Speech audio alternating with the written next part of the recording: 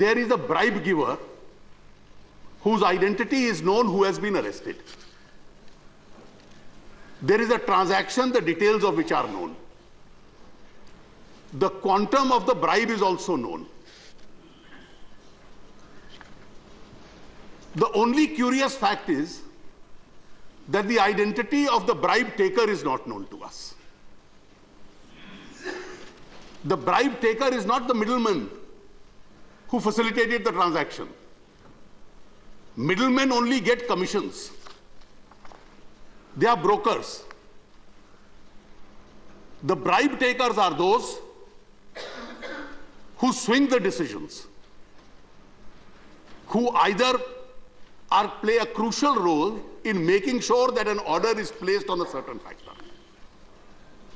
From the statements which Mr. Prakash Javadekar referred to, where references are made to my boss in India and money is being paid to some entities, I have not the least doubt it's a transaction where the government of India places an order. The bribe taker cannot be sitting elsewhere. The monies which have been paid as bribes have been masked. They have been masked through alternative transactions. Through Tunisia and Mauritius, those monies have traveled back into India. And therefore, to identify the bribe taker, it is neither the job of the British Prime Minister nor the Italian court. The bribe taker is in our jurisdiction.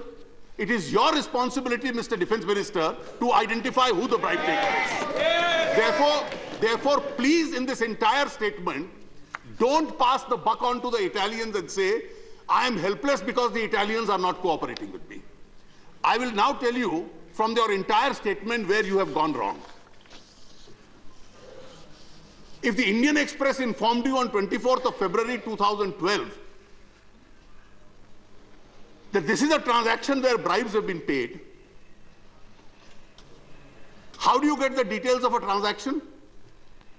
You get the details of a transaction not merely by writing a letter. Those who commit these crimes are no angels that they will immediately tell their government, we are willing to tell you the truth. Immediately on the 24th of February 2012, you had to register the first step in a criminal case, and the first step in a criminal case is register an FIR. You don't register an FIR. The principle of international cooperation is that two conditions have to be satisfied. No country cooperates with you till those two conditions are satisfied. One, that there must be a case under investigation in India.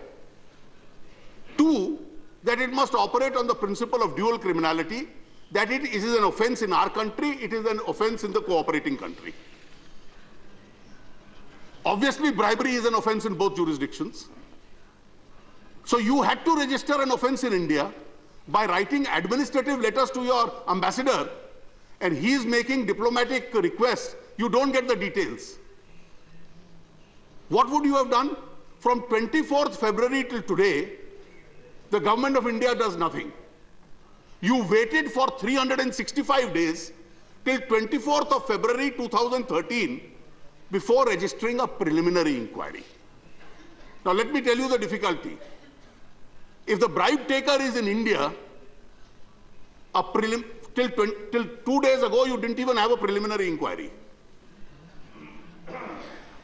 Can you arrest the people? Can you search premises? Can you interrogate people? Can you extradite people?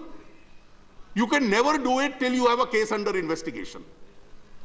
Even in a preliminary inquiry, if the CBI today wants, it cannot arrest a man, it cannot extradite anyone, it cannot move for extradition, it cannot interrogate anyone, it cannot search any premises. So if there are some Indian accused or Indian persons being investigated in your preliminary inquiry is an informal method by which you can call them, request them, ask them some questions.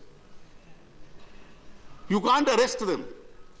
You can't take them for custodial interrogation. You can't raid their premises. And what has happened in these 365 days plus the last 2 days? You give to any culprit such a long time, he will destroy every piece of evidence which will lead to his tracks.